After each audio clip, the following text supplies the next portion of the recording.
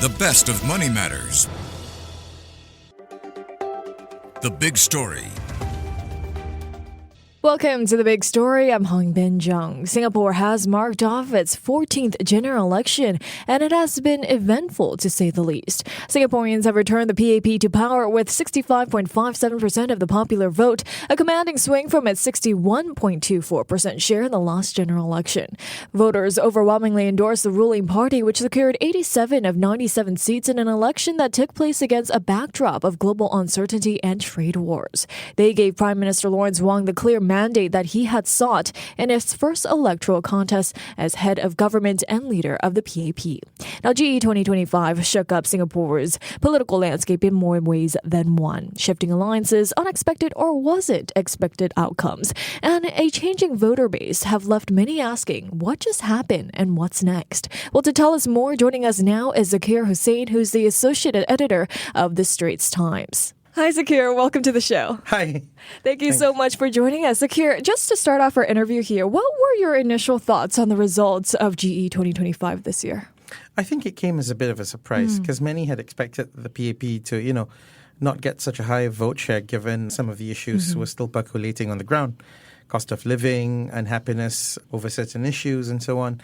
But I guess the results were a clear sort of signaling that, amid the ongoing uncertainty over tariffs and the trade wars and some of the messages that have been going out in the past few months, in a way, voters were signaling that, yes, they felt the PAP was still the party in the best position to take Singapore through the storm.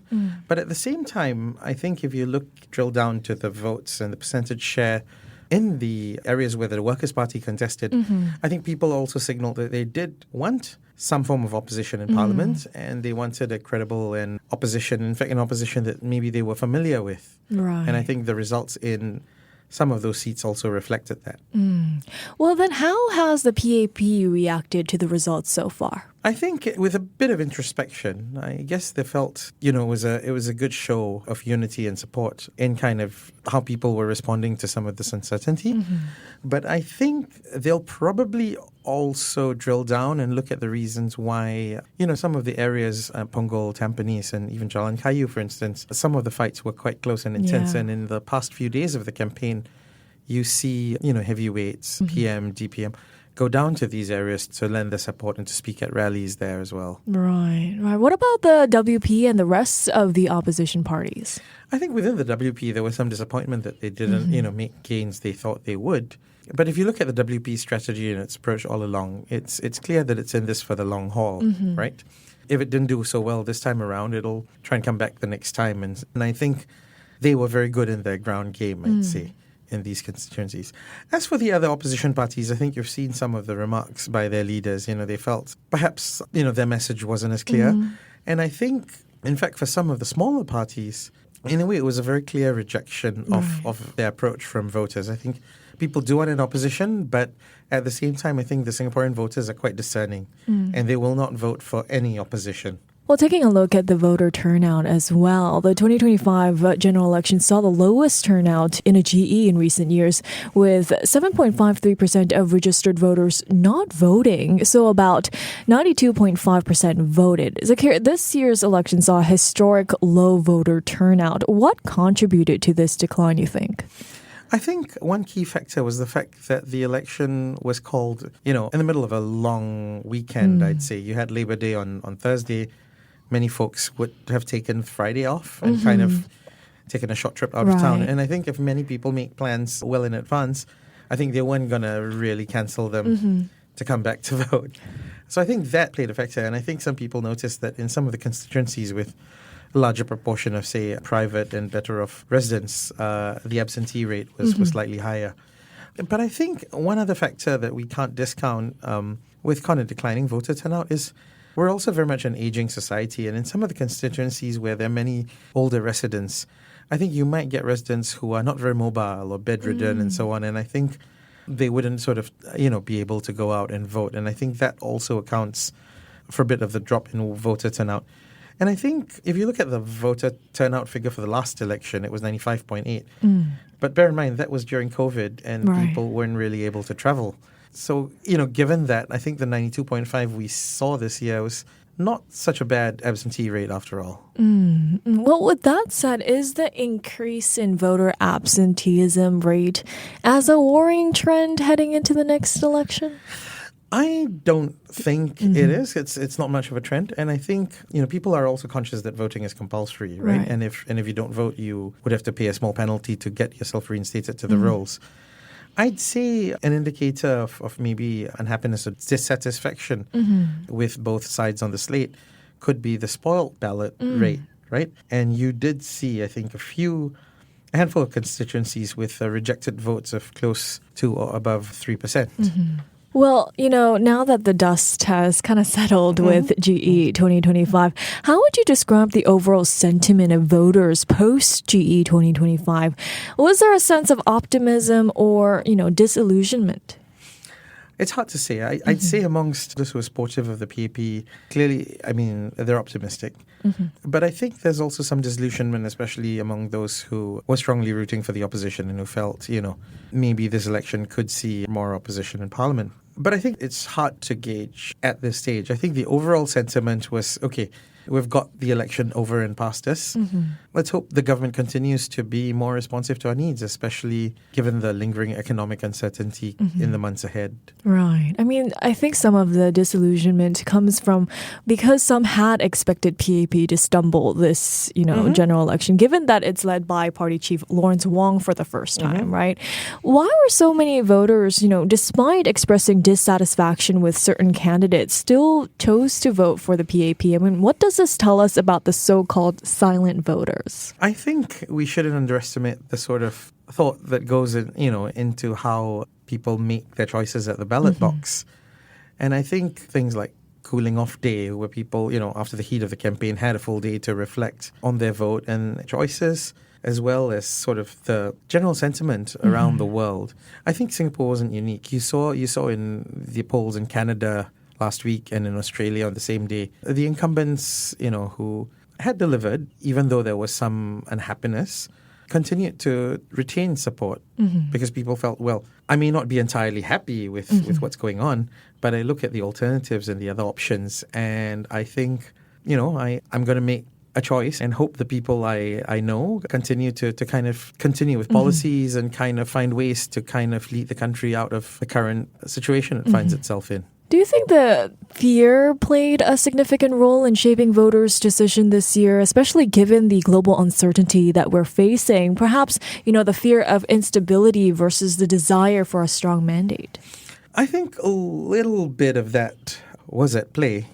But I think there is, I'd say anxiety perhaps more than fear, right? And given this anxiety, I think there'd also been at the same time a lot of reassuring messages coming out of the ruling party, including Prime Minister Wong, even before the campaign, that, the government was committed to kind of walking with Singaporeans through the crisis. And I think the fact that even days before the election that convened the Singapore Economic Resilience Task Force to kind of announce that, they were kind of working on solutions and plans to kind of navigate the tariff uncertainty.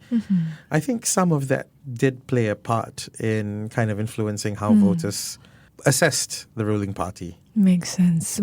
Well, the Workers' Party, meanwhile, held on to its wards of Hougang, Aljunied, and Sengkang, as you mentioned earlier. They came close enough in Jalan Kayu SMC and Tampines GRC to be offered 2 best loser non-constituency MP seats. None of 9 other opposition parties, though, contesting in the polls managed to secure a seat here. Over the 9 days of hustings, we saw crowds busting the capacity of the venues at WP rallies. It was all over social media. Why were they still blindsided by a drubbing at the ballot box? I don't think you saw a drubbing for the Workers' Party held seats. They won above 40%, at least 40% of the vote share in the areas they contested. And in some cases, like Tampines, they well above 47% in a multi-cornet fight. So I think it's very hard to kind of say with some precision how much support at rallies translates into support at the ballot box. But I don't think the WP is kind of too disheartened by this as well. Yeah. I think, if anything, it's the other parties that might feel, and I think you saw that at some of the rallies that were held by some of the other parties. The crowds weren't really there in the numbers And I think when they walked around on the ground as well, the sense they had was the reception wasn't as warm as it might have been in previous elections. Does the WP see this as the, step in the right direction? I think so. Okay. I mean, they've always wanted to sort of project themselves as different from the other opposition parties. Right. And they are, in a way, because they've had a presence in Parliament for the last 14 years now. I think, and this time around, I think Parliament, it's going to be only the second time where you have an opposition that's almost entirely from the Workers' Party, right? So they're very clear that their voters see them differently. And I think at the same time that their approach is, they portray themselves as a moderate opposition rather than one that's always opposing for the sake of opposing.